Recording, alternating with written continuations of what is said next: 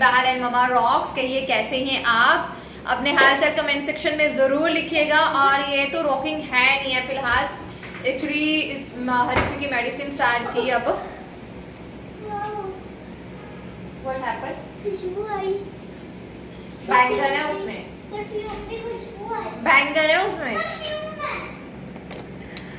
मैं बना रही हूँ आलू बैंगन की सब्जी। आज थोड़ी सी डिफरेंट वे में बना रही हूँ क्योंकि हरित्वी को ना बैंगन खाना बहुत ज्यादा पसंद नहीं है। छिलके वाले छिलका उतार के बैंगन बना दूँ तो वो खा लेती है, लेकिन मिस्टर बहल नहीं खाएंगे। फिर दोनों ना, इन दोनों का टेस्ट जो है वो बिल्कुल ऑपोजिट है एक दूसरे से। सिर्फ एक चीज में ये मिलते हैं, मटर कुलचा और चने कुलचा, ये दोनों के फेवरेट है।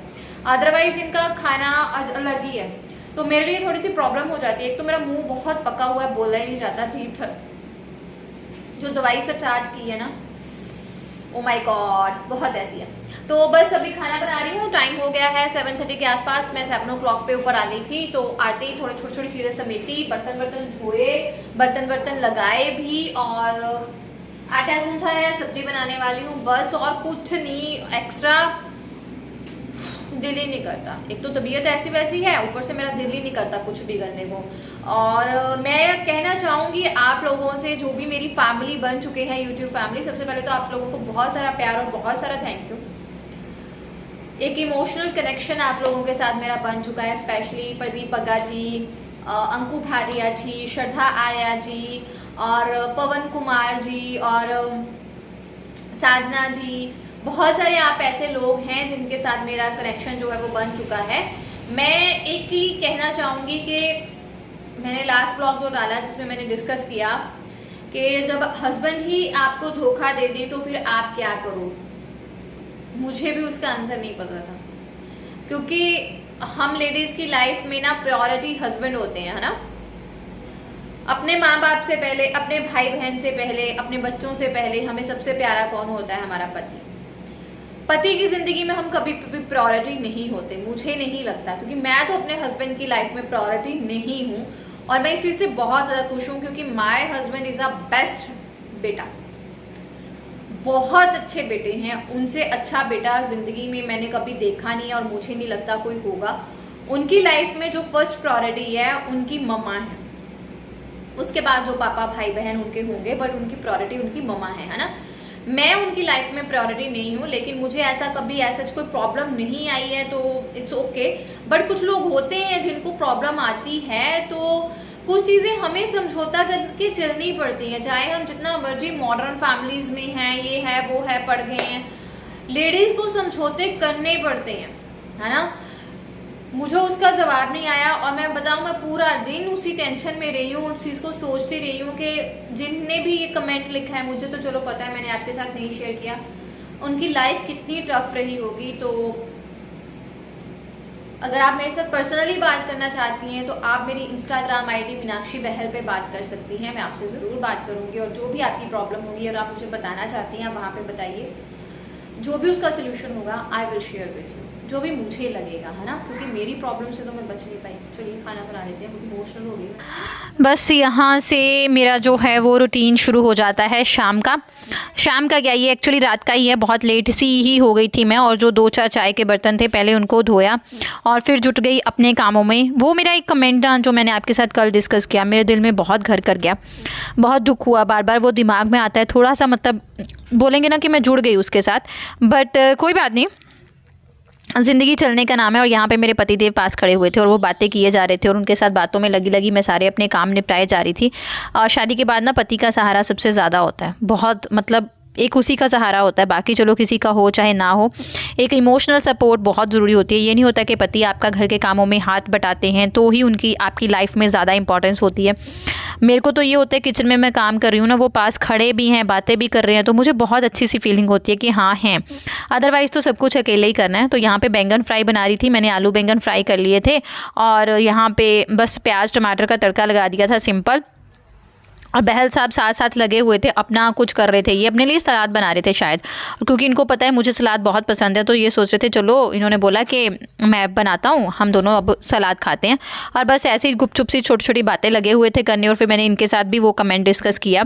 तो ये इन्होंने जो बात कही ना, वो भी मैं आपके साथ कभी फिर शेयर करूँगी ऐसा हो जाता है ना, पतिदेव की जीवन में प्रायोरिटीज़ ऐसा ही है। ये एक यूनिवर्सल ट्रूथ है कि हस्बैंड की लाइफ में वाइफ नंबर 1 पे नहीं हो सकती। ये उन्हीं की होती है जो दूसरे टाइप के मर्द होते हैं, है ना, जो सिंसियर वाले बंदे होते हैं ना, उनकी लाइफ में ये नहीं होता है कि वाइफ आपकी जो है वो नंबर 1 पे हो, लेकिन वाइफ की लाइफ में हमेशा हस्बैंड नंबर 1 पे होता है। चाहे वाइफ अपने, हम लड़कियाँ अपने पापा को जितना मर्जी प्यार करती हैं, पर हम कहीं ना कहीं सबसे पहले जो दुआ मांगती हैं ना, वो अपने पति के लिए ही भगवान से मांगती हैं। जितने लोग एग्री होंगे ना, प्लीज़ मेरे कमेंट सेक्शन में ज़रूर लिखेगा। और ये नेक्स्ट सुबह है, मतलब आज सुबह है, मॉर्निंग, और दूध मुझसे आज उबल गया था। मैंने फटाफट सारे काम ख़त्म किए, लंच बना के रख लिया, नाश्ता हो चुका था। लंच में बनाई है मैंने कड़ी और साथ में बनाए हैं चावल, सुबह का नाश्ता हो गया। और ये मम्मी प्रसाद दे के गए थे, आज गुरुपुरब है, गुरु नानक देव जी की जयंती है, तो उसके लिए मम्मा ने प्रसाद बनाया था, वो दे के गए। मॉर्निंग गाइस, सुबह सुबह का रूटीन ना अब बहुत टाइट होता है, बहुत टाइट होता है, क्योंकि मिस्टर बहल आ गए हैं, तो बहुत सारी चीज़ें उनके अकॉर्डिंग होती हैं। लेकिन प्रॉब्लम इज़ दैट मैंने शूट क्यों नहीं किया, क्योंकि मैं सेम उसी ड्रेस में थी। अब मैं इसको धो दूंगी नहा के, और दोपहर में सूख जाएगी, शाम को फिर से ये डालूंगी, क्योंकि ये कंफर्टेबल है। मेरे बैक पेन होती है ना, ये बैक के साथ जुड़ी रहती है, तो बैक को गर्मी रहती है, तो ना बैक पेन में थोड़ा रिलीफ रहता है, दैट्स वाई। तो सुबह मैंने इसलिए कुछ भी शूट नहीं किया, क्योंकि काम बहुत होते हैं। ऐसा नहीं है गृहिणियों को काम नहीं होते, और पतिदेव जब आ जाते हैं काम बहुत होते हैं। मानोगे मैंने कपड़े धो के ऊपर सूखने भी डाल दिए, लेकिन मैंने शूट इसलिए नहीं किया, मैंने कहा सब बोर हो जाएंगे इसी ड्रेस में, तो मैं थोड़ी देर बाद करूँगी। तो चलिए फटाफट से ना अब किचन समेट के नीचे जाना है मुझे शॉप पे, फटाफट। ये काम मुझे 15 मिनट में करना है, और मुझे थ्रेडिंग करानी है। सुबह सुबह शूट मैं नहीं करना चाहती थी, क्योंकि मैं सेम ही ड्रेस में आप लोगों को दिखूंगी तो आप लोग बोर हो जाएंगे, तो जाओगे। तो मैं सोच रही हूँ मार्केट में 1-2 दिन में जाके ना ऐसे वाली एक और ड्रेस खरीदूँ जो मुझे सेम डिट्टो ऐसी मिल जाए, जो मुझे इस तरह का सुख दे सके। तो यहाँ पे मुझसे दूध उबल गया, तो मैंने सोचा चलो सारा अभी गैस स्टोव जो है वो अच्छे से क्लीन कर लेती हूँ। अदरवाइज़ मैं कुकिंग इस स्टाइल से करती हूँ ना, तो मुझे गैस स्टोव धोने की ज़रूरत नहीं पड़ती, जस्ट अपने क्लीनर से साफ़ करती हूँ, फटाफट हो जाता है। और बहुत सारे ऐसे कमेंट भी हैं कि आप इतनी स्टडी के बावजूद आपने जॉब कंटिन्यू क्यों नहीं किया। जो मेरे पुराने व्यूअर्स हैं ना, उनको पता है कि मैंने जॉब कंटिन्यू नहीं किया, क्योंकि मेरी फर्स्ट प्रायोरिटी मेरी बेटी थी, और उसके लिए मुझे घर के कामों को अच्छे से करना था। एज अ मदर मुझे अपनी ड्यूटी को निभाना था, एज अ गृहिणी मुझे अपनी ड्यूटी को निभाना था, क्योंकि हालात कुछ ऐसे थे कि मेरी सासू माँ उस तरह से कैपेबल नहीं थी कि वो मेरी बेटी को देख सकती, और मेरा भी ऐसा नहीं था कि अपनी बेटी को किसी के भरोसे छोड़ूं टोटली। तो मेरी ये फर्स्ट प्रायोरिटी मेरी थी कि मैं अपनी बेटी के लिए अपनी जिम्मेदारियां निभाऊं। तो ऐसा मुझे कुछ गिल्ट नहीं होता, कभी कभी अंदर मेरे गिल्ट होता है, मुझे होता है कि यार हाय इतना पढ़ी लिखी, मम्मा पापा ने जो पैसा खर्च किया वो तो अलग किया, लेकिन उनके भी मेरे साथ कुछ सपने जुड़े थे, अरमान जुड़े थे, वो मैं पूरे नहीं कर पाई।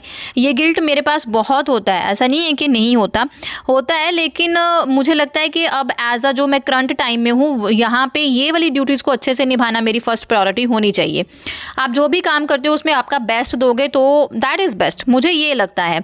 जो भी जिम्मे आपके भगवान ने काम डाला है ना, उसमें बेस्ट दो बस, और कुछ नहीं। किसी के बारे में मत सोचो। कभी कभी गिल्ट होता है, पिछले 2-3 दिन में मुझे ये बहुत था कि मैं इतना पढ़ी लिखी हूँ, इतना इंटेलिजेंट थी, 90% स्कोरर थी, फिर भी मैं ऐसे ही रह गई। बहुत होता है, बट क्या करना, जैसे हालात हैं उन हालातों में रोन पिटन डाल के तो नहीं बैठूंगी, उनको सर्वाइव करना है। तो मैंने गैस स्टोव साफ़ करने के बाद अपना जो लिक्विड है ना मेरे पास मैंने बनाया हुआ, मैंने सारी जगह जो है वो फैला दिया, और उससे अच्छे से साफ़ कर लूँगी। और इन चीज़ों को दिखाने में मुझे कोई शर्म नहीं है, कोई कुछ नहीं है। हर गृहिणी ये काम करती है, बस तरीके थोड़े अलग अलग होते हैं, और हम एक दूसरे को देख के बहुत सीखते हैं। क्या होता है कि इतनी चिमनी अंदर से गंदी नहीं होती जितनी वो बाहर से गंदी हो जाती है। और डेली हम जो क्लीनिंग करते हैं ना, अपनी सेल्फ क्लीन करते हैं, उसके साथ साथ हम चिमनी को भी साफ़ कर देना इस तरह से डेली, तो चिमनी 1 महीना आराम से निकाल जाती है। अदरवाइज़ नहीं तो वो बाहर से इतनी गंदी लगती है ना कि आपको लगता है कि आपकी चिमनी बहुत गंदी है। दैट्स वाई मैं ये चीज़ें आपके साथ शेयर करती रहती हूँ, क्योंकि हर किसी के काम करने का तरीका अलग होता है, और हम हर किसी को देख के कुछ ना कुछ सीखते हैं।